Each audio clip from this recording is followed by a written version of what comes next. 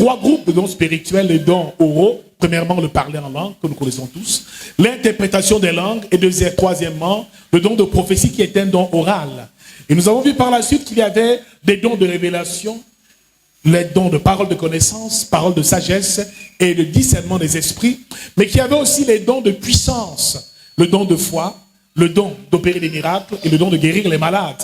Donc ici, on tourne 9 dons spirituels disponibles pour le corps de Christ et pour l'Église. Et malheureusement, beaucoup ne savent pas ce que représentent les dons spirituels. Nous avons vu quelques points essentiels et importants sur les dons spirituels. Nous ne pouvons pas revenir là-dessus. Mais nous avons dit la dernière fois qu'il était très important pour nous, en tant qu'enfants de Dieu, lorsqu'on a reçu les dons spirituels, que chaque don spirituel doit être activé. Il y avait le mot active. Le Saint-Esprit active. Parce qu'il y a une différence, nous l'avons dit, entre recevoir le Saint-Esprit, mais aussi recevoir les dons spirituels et les activer. Quand on reçoit le Saint-Esprit, les dons sont en nous, mais malheureusement ne sont pas souvent activés. Le Saint-Esprit active. Il est donc important de savoir comment activer les dons spirituels, mais avant de les activer, voir un peu un certain nombre de préalables sur la façon dont les dons doivent s'exprimer et être utilisés. Alléluia. Nous avons dit dernièrement qu'il fallait activer les dons spirituels. Ça veut dire qu'il va falloir recevoir des clés. Amen. Des clés. Des clés qui te permettent d'exercer et de bien manier le don que tu as reçu. Bien-aimé dans le Seigneur, un homme qui reçoit un don spirituel de guérir les malades, de chasser les démons, s'il n'est pas enseigné sur ce don, et s'il n'a pas le mode d'emploi du don, il risque de mal l'utiliser, ou ce don peut se retourner contre lui. Alléluia. Donc, si on t'offre une guitare, comme nous l'avons dit dimanche dernier, et que tu ne sais pas jouer de la guitare, tu as reçu un don, mais il faut un apprentissage. Il faut être enseigné sur comment le don doit être utilisé. Beaucoup de chrétiens reçoivent des dons, mais ne savent pas comment les utiliser. Alléluia. Alors, bien-aimé dans le Seigneur, ma prière ce matin, c'est que tu reçoives le don spirituel, mais aussi le mode d'emploi de ce don. Comment l'utiliser et pouvoir être efficace dans ta marche avec Dieu. Alléluia.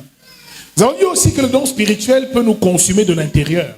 Car quand le feu est allumé en toi et que tu manifestes un don spirituel, si ce don n'est pas encadré, il peut se retourner contre toi-même. Car, bien-aimé dans le Seigneur, beaucoup qui reçoivent des dons spirituels, par ignorance, finissent par mourir et par souffrir. Dis à quelqu'un, un don spirituel peut te tuer. Alléluia.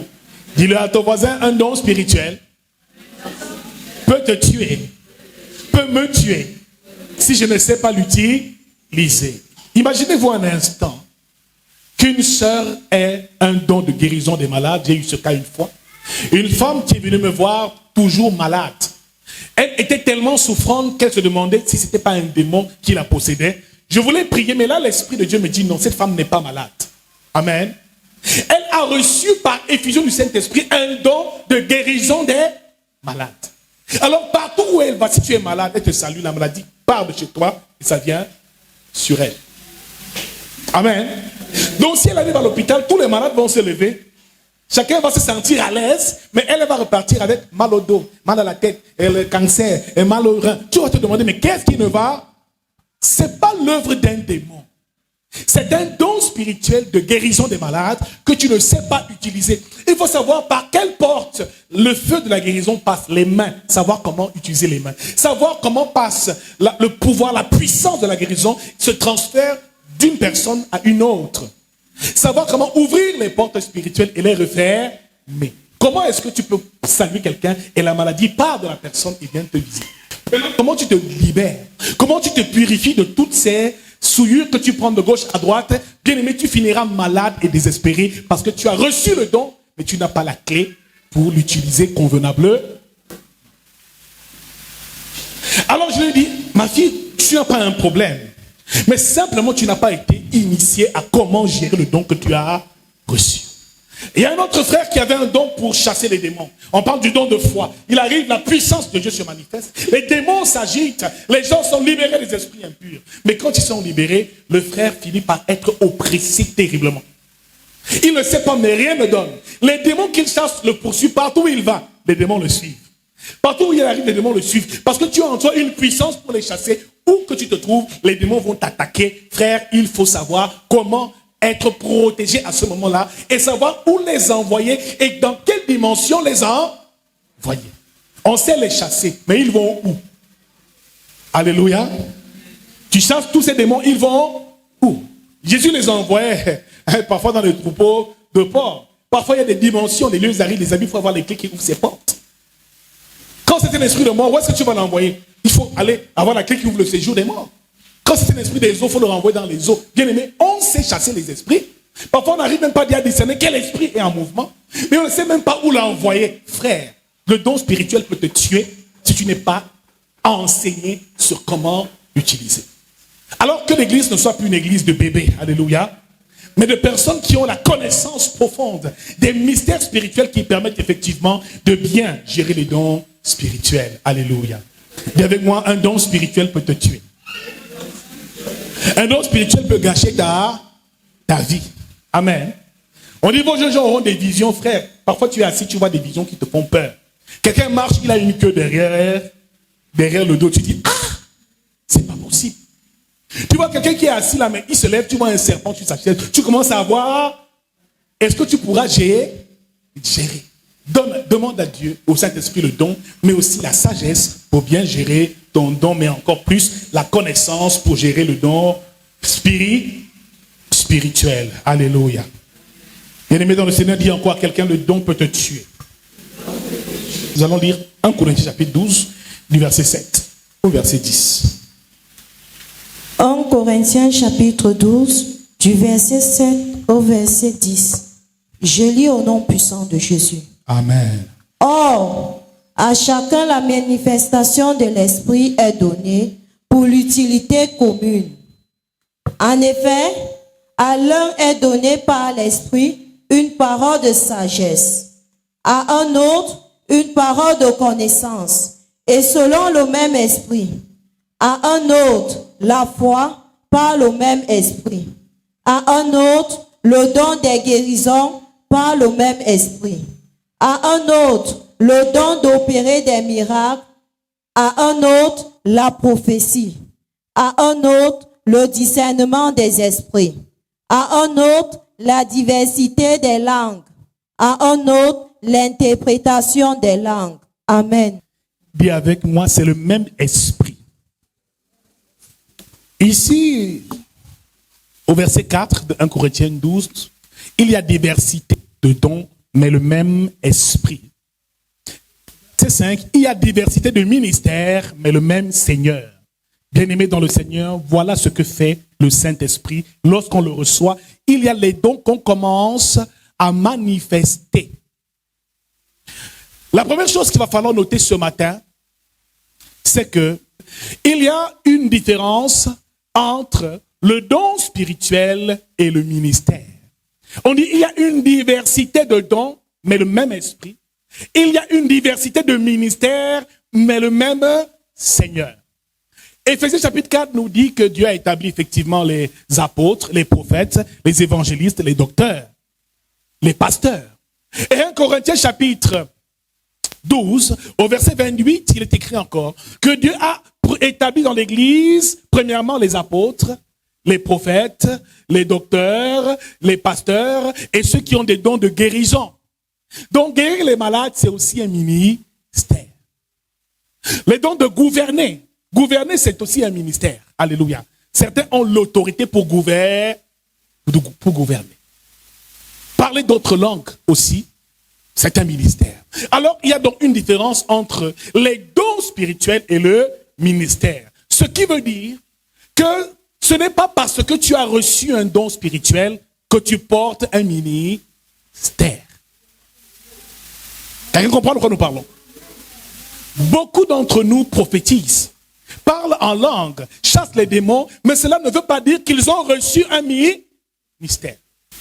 Actes chapitre 2 verset 17, Pierre parle et dit ici, cette prophétie est la prophétie de Joël, le prophète Joël qui avait prophétisé. Ce qui se passe maintenant où ces hommes parlent en langue, ici c'est la prophétie que Joël avait annoncée, que dans les derniers jours, vos fils et vos filles prophétiseront.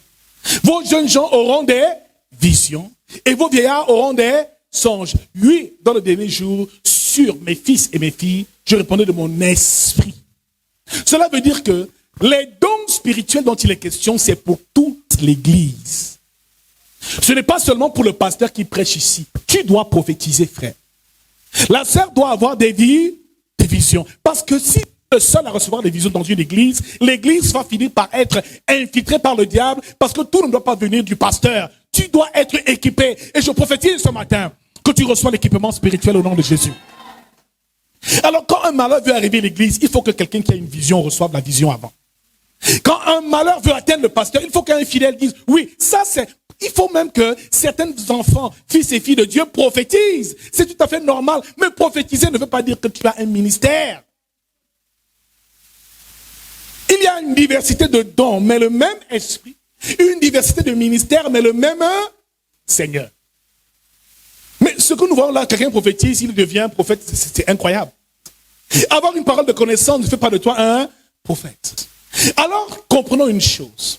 C'est qu'il y a donc une différence entre les dons spirituels qu'on exerce, mais aussi le ministère. Parce que pour que tu puisses avoir le ministère, il faut avoir ce qu'on appelle l'appel au ministère.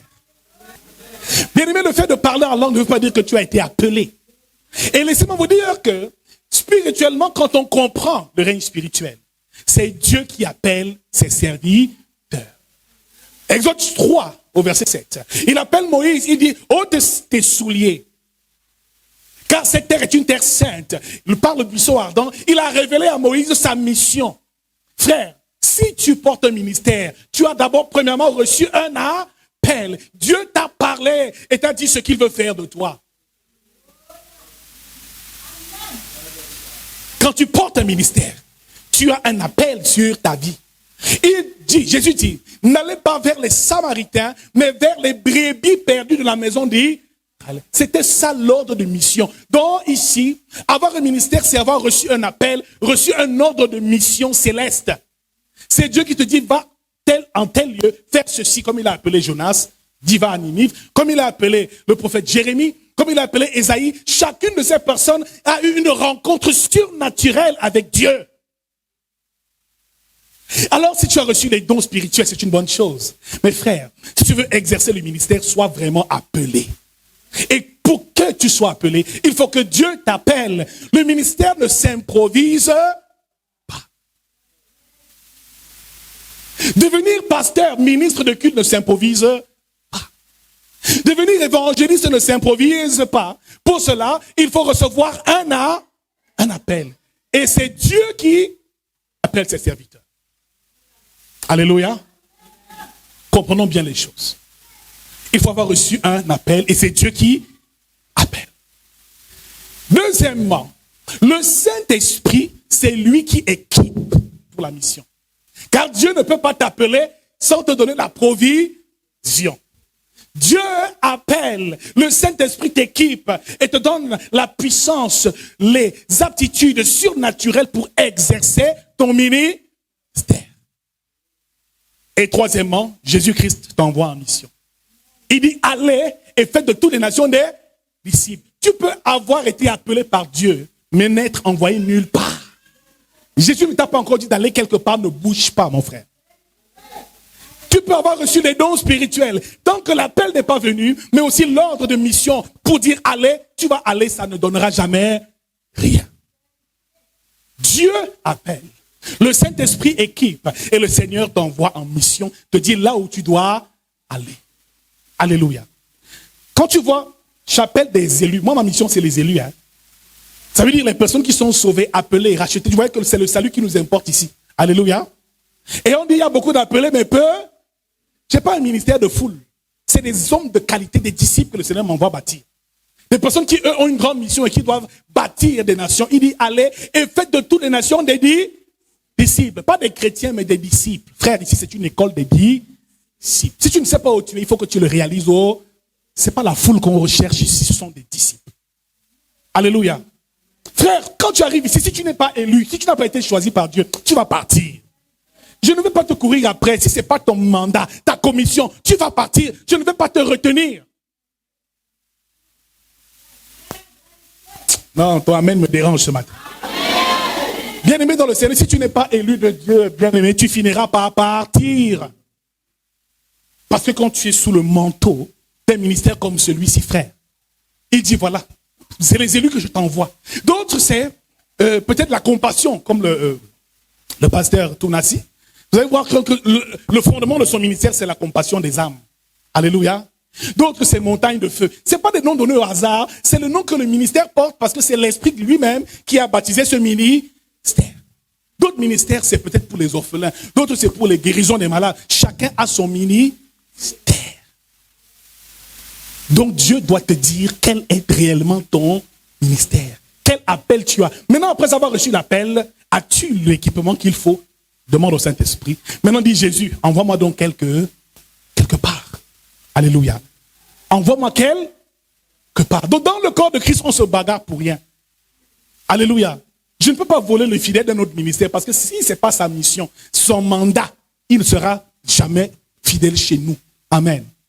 Je prophétise ce matin que tu es un élu de Dieu, un sauvé de Dieu, un racheté de Dieu, un disciple du Saint-Esprit, au nom précieux et puissant de Jésus-Christ. Donc ici, bien dans le Seigneur, le don est différent du ministère. Mais dans le ministère que tu as, tu peux exercer le don de prophétie. Tu peux avoir des dons multiples, même de guérison des malades. Tous ces dons sont disponibles pour tout le monde. Mais quand tu as déjà reçu les dons, maintenant Dieu t'appelle et te dit, toi là, voici comment je veux t'utiliser. Et le problème, c'est que beaucoup de Dieu n'ont pas encore vraiment reçu l'appel. Les dons sont là, mais Dieu t'a envoyé. Quel est ton ordre de mission?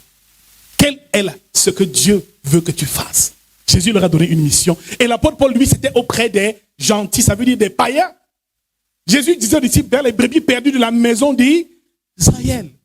Tout ministre de culte a une direction à suivre, donnée par le Saint-Esprit, mais surtout par l'appel qu'il a reçu au nom de Jésus-Christ.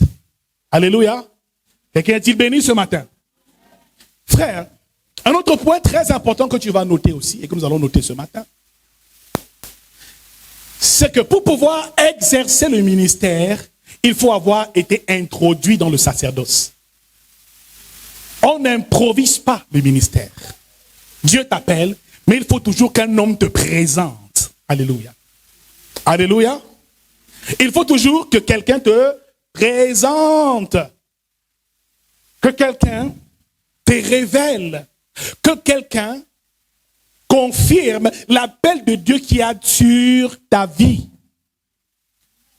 Dans Matthieu chapitre 3, verset 17, la Bible déclare que Jésus est allé au Jourdain pour être baptisé par Jean-Baptiste. Frère, ce n'était pas un hasard que Jésus-Christ lui-même aille se faire baptiser par Jean-Baptiste. Jean-Baptiste était celui qui devait introduire Jésus dans son ministère.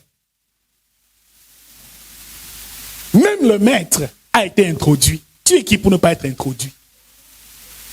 Beaucoup se lèvent tout seuls. Oh, Dieu m'a parlé, je commence à faire ceci. Non, il faut qu'on t'introduise. Il dit, je suis la voix de celui qui crie dans le désert, préparez les chemins du Seigneur et aplanissez ses sentiers. Jean-Baptiste devait faire quelque chose avant Jésus, mais après, il a dit, il faut qu'il croisse. Moi, je diminue. Parce qu'il savait que son temps était venu d'arrêter, parce que Jésus devait prendre le relais. Frère, Jésus est allé au Jourdain, mais beaucoup ne comprennent pas que sa venue au Jourdain est un acte prophétique, parce qu'au Jourdain, il devait recevoir le Saint-Esprit. Frère, tu ne peux pas exercer le ministère sans avoir été intronisé, sans avoir été présenté, sans avoir été baptisé. Mais là, Jean-Baptiste devait transmettre à Jésus-Christ son manteau, le manteau sacerdotal. Qu'est-ce qui se passe? Jésus est de la tribu de Juda. Mais Jean-Baptiste, son père, Zacharie, est lévite sacrificateur. Donc de la tribu de Lévi, ça veut dire que Jean-Baptiste est d'une lignée de sacrificateurs. Jésus est d'une lignée des rois. Il ne peut pas exercer la sacrificature sans que Jean-Baptiste ne le présente. Alléluia. Sans qu'il ne reçoive l'onction, comme le souverain sacrificateur, oint son fils lorsqu'il décide d'arrêter la mission. Il oint maintenant son fils, il le présente. Celui-ci est mon fils. Il le lave dans de l'eau, il oint son fils d'huile, il reçoit le Saint-Esprit pour l'exercice du ministère et du sacerdoce. Jésus a été présenté par Jean-Baptiste. Voici l'agneau de Dieu qui ôte le péché du monde. Et le Père a confirmé, celui-ci est mon fils bien-aimé, en qui j'ai mis toute mon affection. Frère, Dieu doit te parler. Dieu doit confirmer ton ministère par son esprit. Et c'est à ce moment-là, frère, que tu auras ce qu'il faut, l'équipement qu'il faut pour entrer véritablement dans ton appel. Si on approfondit un peu, Jésus n'a pas commencé son ministère quand il a reçu le Saint-Esprit. Moi, sois choqué ce matin. Recevoir le Saint-Esprit ne te donne pas l'autorisation d'exercer le ministère. Je vais aller encore plus loin pour te choquer davantage. Jésus n'a pas accompli des miracles, des signes, des prodiges parce qu'il a reçu le Saint-Esprit. Bien aimé, tu as le Saint-Esprit, mais est-ce que tu fais des miracles? Tu as le Saint-Esprit, est-ce que tu guéris les malades? Tu as le Saint-Esprit, est-ce que tu as le pouvoir de chasser les démons? Bien aimé, tu as le Saint-Esprit, mais souvent il reste inactif parce qu'il y a une étape à respecter. Frère, Jésus-Christ a été présenté et deuxièmement, Jésus-Christ a été initié. Dis-moi initié. Beaucoup vont sortir les yeux, dire l'initié. Homme de Dieu, ce n'est plus Jésus, c'est déjà la sorcellerie. Parce qu'on initie souvent ceux qui sont dans les loges mystiques, exotériques, n'est-ce pas? Même dans la tradition, on initie, on dit, toi tu deviens un initié, un bon un gardien de la tradition. Il faut avant tout, pour commencer à faire les choses spirituelles, être initié, et Jésus a été initié. L'initiation, c'est pas seulement approprié au monde des ténèbres. Non. Tu es initié au français, aux mathématiques, à toute autre chose. L'initiation, cela veut dire une préparation. Jésus a donc été préparé avant de commencer son ministère. Dis-moi, après avoir reçu le baptême, il n'est pas directement allé chasser les démons. Qu'est-ce qui s'est passé? La Bible déclare ici qu'il fut transporté par l'Esprit au désert. Jésus n'était pas un religieux, mais Jésus était un homme spirituel. La Bible n'est donc pas un livre d'hommes et de personnes religieuses, mais de personnes spirituelles.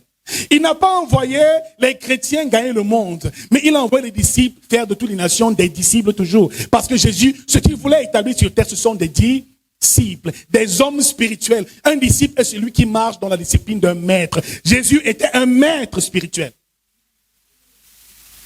Il l'appelait Rabbi, maître. Ce n'était pas un scribe ou un pharisien. Frère, ne prends pas que la Bible, c'est simplement un livre de religion. Non, pas du tout. C'est un livre hautement mystique et spirituel.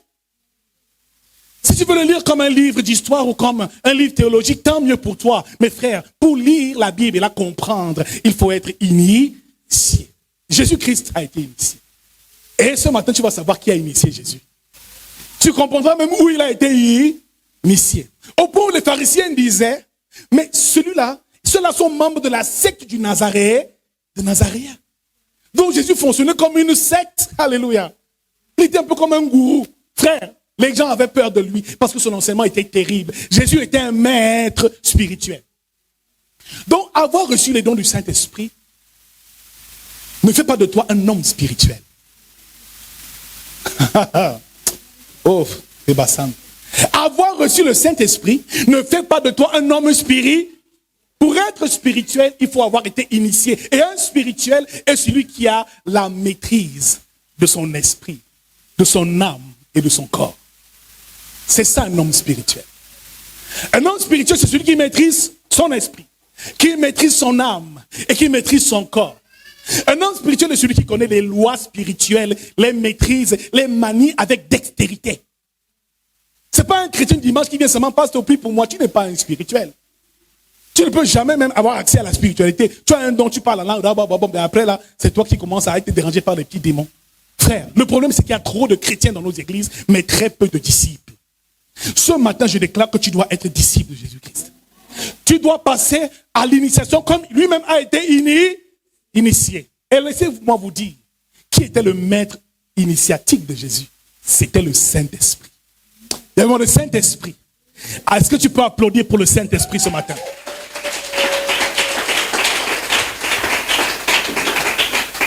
Il dit, je ne vous laisserai pas orphelins, je vous enverrai le Saint-Esprit afin qu'il vous conduise dans toute la vérité. Parce que quand Jésus a reçu le Saint-Esprit l'a conduit là où il devait aller. Et bien aimé dans le Seigneur, avant de commencer son ministère, le Saint-Esprit l'a amené au désert. Jésus a été initié par le Saint-Esprit au désert. Frère, ne lis plus jamais la Bible comme un livre théologique, comme le livre religieux, mais entre dans la profondeur et dans le réma de la parole de Dieu.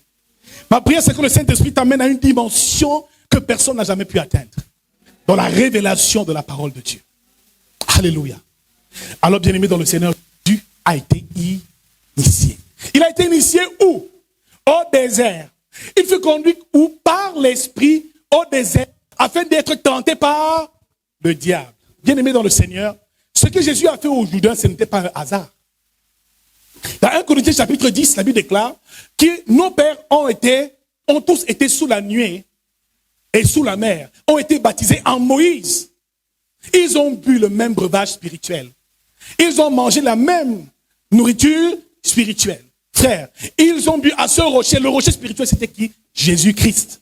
Cela veut dire que le peuple d'Israël, lorsqu'il est sorti d'Égypte, est passé par le baptême. Comme Jésus. Bien aimé, il n'y a pas de mission sans les eaux. L'eau est le passage obligatoire. Le peuple d'Israël est passé par la mer Rouge avant de passer un tour au désert. Donc, comme Jésus, le peuple d'Israël a été délivré, il est allé par le baptême, la mer Rouge. Par la suite, ils sont allés où? Au désert, afin de rejoindre Canaan, la terre, le pays où coule le lait et le miel. Donc, après le passage à l'eau, on reçoit l'Esprit. Ils ont été tous sous la nuée. La nuée, c'est l'Esprit.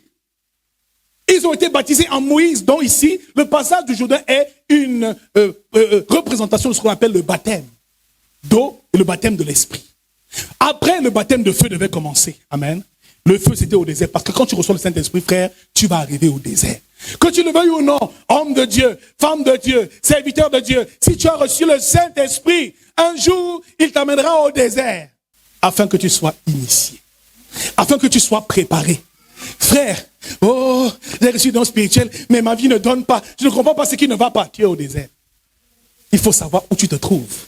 Et savoir comment remplir les étapes. Traverser étape après étape jusqu'à atteindre le niveau où tu sors du désert et là tu es rempli de l'Esprit pour exercer le ministère. Et aucun démon ne pourra plus te résister. Si Jésus avait seulement été baptisé d'eau et qu'il avait commencé son ministère, il n'allait rien faire. Il fallait qu'il fasse un tour au désert. Son maître, c'était qui? Le Saint-Esprit. Et il a été initié où? Au désert. Ce qui nous parle ici de l'enseignement sur l'initiation du maître, Jésus. Parce que tu peux le considérer comme ton sauveur, mais tu peux aussi le considérer comme ton maître, celui qui te guide. Et il nous a laissé quoi? Le Saint-Esprit. Alors la première étape initiatique, ou d'initiation de Jésus, on va la voir avant de nous séparer, c'est ici, c'est le désert. Le désert, c'est un environnement sec, un environnement aride, un environnement où la température n'est pas bonne. Frère, parfois, tu as l'impression que ta température n'est pas bonne et que le climat ne t'est pas favorable. Quand tout le monde réussit, les gens se marient, toi tu es là, tu n'arrives pas à te marier, pourtant tu es rempli du Saint-Esprit, tu es au désert. Le désert est un lieu reculé, un lieu isolé, un lieu même de solitude. Frère, le désert, il faut connaître et savoir comment sortir du désert et comment résister au désert, à la chaleur qu'il fait au désert. Ma prière ce matin, c'est que tu supportes le désert. Parce que ce n'est pas le diable qui t'amène au désert, c'est Dieu lui-même. C'est son esprit lui-même. N'accusons pas le diable pour tout et n'importe quoi. Satan, là, on l'accuse beaucoup. On lui donne trop de galons alors que c'est pas ça. Bien aimé, il fut transporté au désert par l'Esprit de Dieu. Donc le Saint-Esprit lui-même l'a amené afin qu'il soit tenté par le diable. Alors si le diable te tente, ça peut aussi être l'œuvre du Saint-Esprit. Et ce matin, renouvelle ton intelligence. Il faut comprendre dans le désert. C'est le lieu de ton initiation. C'est le lieu de ta préparation. Frère, quand tu reçois le Saint-Esprit, ta vie ne sera pas toujours rose. Une des choses qui caractérise le désert, c'est qu'au désert, la pluie est rare. Si en tant qu'enfant de Dieu, tu ressens que, bien-aimé, les gens te bénissent difficilement. Bien-aimé, tu ressens que c'est comme si tu n'es plus béni comme tu étais béni avant. C'est comme si le ciel est fermé au-dessus de ta tête. Tout ce que tu demandes, tu n'obtiens pas. Seigneur, qu'est-ce qui m'arrive? Pourtant, je te sers, je te prie, je jeûne, je suis à ton service. Ça veut dire que le Saint-Esprit est en train de t'apprendre à résister au désert parce que l'apprentissage du désert te donnera la capacité de résister à beaucoup de choses devant. Parce que plus loin Jésus devait être crucifié. S'il n'était pas passé par le désert, il n'aurait jamais survécu à cela. Il n'aurait jamais pu accepter d'être frappé comme il a été frappé. Donc l'initiation l'a conduit jusqu'à son sacrifice suprême. Frère, beaucoup veulent vivre la gloire, mais refusent de passer par le désert. Mais je dis ce matin, quand tu reçois la capacité de vivre dans un environnement désertique, au désert, les ressources sont rares. Les bénédictions sont rares. Frère, au désert, ce n'est pas beaucoup de personnes qui t'appellent. Les gens ne t'appellent plus. C'est comme si on t'a même oublié. Toi qui avais beaucoup d'amis avant, depuis un temps, les amis ne font que te fuir. Le Saint-Esprit lui-même s'arrange à chasser les gens. Parce qu'il veut être face à face avec toi. En intimité avec toi. Et toi, tu penses que les gens ne t'aiment pas? Tu penses que les gens ne t'aiment pas, ils te fuient? Non! C'est le Saint-Esprit qui les éloigne parce qu'il y a des dimensions où tu dois aller seul. Il y a des grâces que tu dois recevoir seul. Il y a des enseignements que tu dois recevoir seul. Tu ne dois pas être avec tout le monde. Donc quand le Saint-Esprit te retire et t'amène au désert, c'est pour un but. Et laissez-moi vous dire que le désert, ce n'était pas physique, c'était spirituel. C'est un environnement, c'est un environnement dans lequel le Saint-Esprit te met. Frère, ça chauffe. Amen. Ça chauffe. L'argent, tu manques. Les moyens, tu manques. Le mariage, tu manques.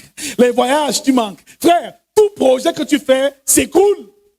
Parce qu'au désert, qu'est-ce qui pousse même au désert? Tu creuses, tu sèmes la semence, et ça va pousser. La pluie est où pour arroser la terre? Donc tout projet que tu fais quand tu es au désert ne peut pas prospérer. Il faut donc que tu réalises que le Saint-Esprit t'a conduit dans un lieu où il a créé un désert autour de toi. Mais le désert, c'est pour ton élévation.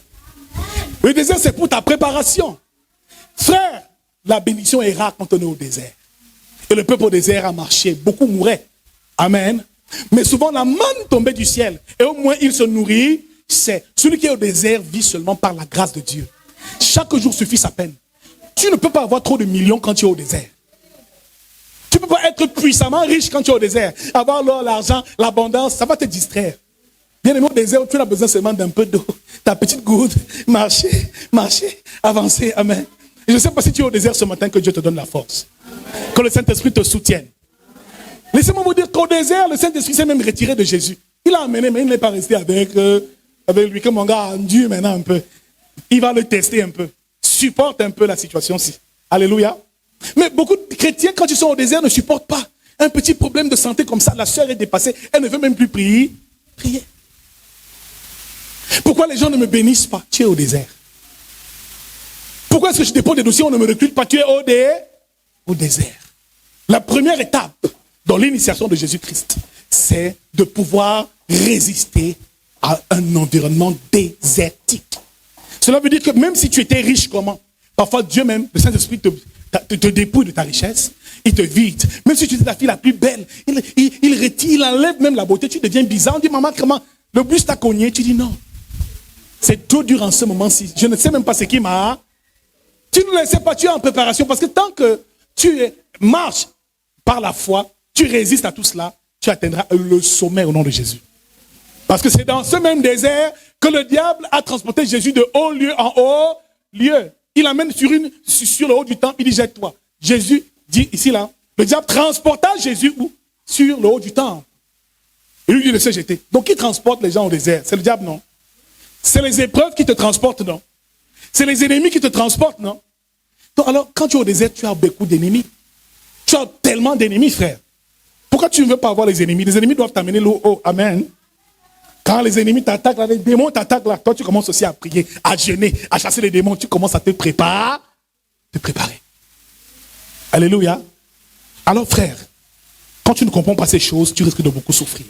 On va parler plus loin aujourd'hui parce qu'il y a plusieurs étapes. La première ici, c'est de résister au désert, en environnement désertique, où il n'y a pas de pluie, où tu ne peux rien s'aimer, ça produit. Qui vit ce genre de choses ici dans sa vie? S'il peut lever la main, qui vit ça? Qui vit ça en tant que chrétien? Tout ce que tu fais là, parfois, c'est un blocage, tu ne comprends pas. Tu fais tout, mais les choses n'évoluent pas. Amen. Alléluia. Tu es là, tu cherches quelque chose depuis des années, mais tout est parfait pour que ça marche, mais ça ne marche pas.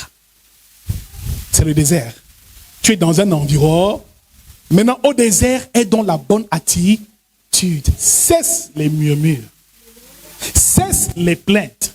Parce qu'au désert, qu'est-ce qu'ils ont fait, le peuple d'Israël? C'était les murmures, les plaintes. Oh, qui nous donnera à manger? Mais Jésus a gardé le silence pendant son épreuve au désert. Jésus n'a pas bronché. Il est resté, il s'est tué.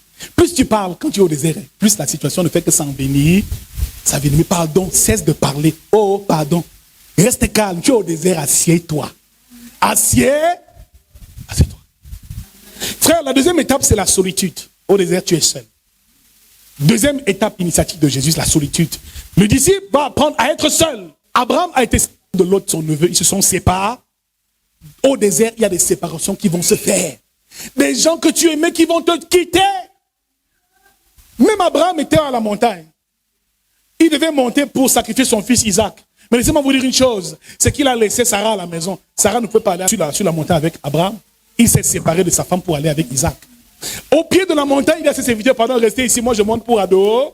Je monte plus loin pour adorer. Il y a des gens qui ne peuvent pas aller avec toi là où tu dois aller. Il y a des personnes dont tu ne dois te séparer pour pouvoir grimper. Il y a des compagnies, des présences toxiques dans ton environnement. Laisse Dieu les éloigner. Laisse le Saint-Esprit te séparer. Et travaille la solitude. Dans la solitude, tu apprends la présence de Dieu. Tu apprends à écouter la voix de Dieu. Tu apprends à découvrir comment Dieu fonctionne. Tu n'es pas seul, ma soeur. Les gens t'ont peut-être abandonné, mais le Saint-Esprit est là. Parle à ton Seigneur. Prie le Seigneur. Médite la parole de jour comme de nuit. Et laisse-moi te dire que chaque étape, Dieu t'amènera au sommet. Frère, nous allons découvrir les étapes initiatiques par lesquelles tout disciple doit passer pour pouvoir manifester les dons spirituels et atteindre le haut niveau dans le ministère.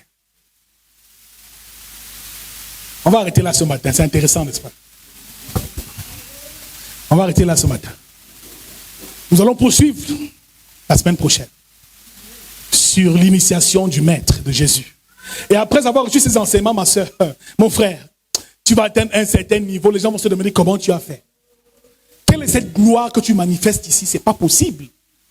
Mais toi, tu as su gérer ton désert. Alléluia. Amen. Est-ce qu'on peut acclamer très fort pour le roi des rois?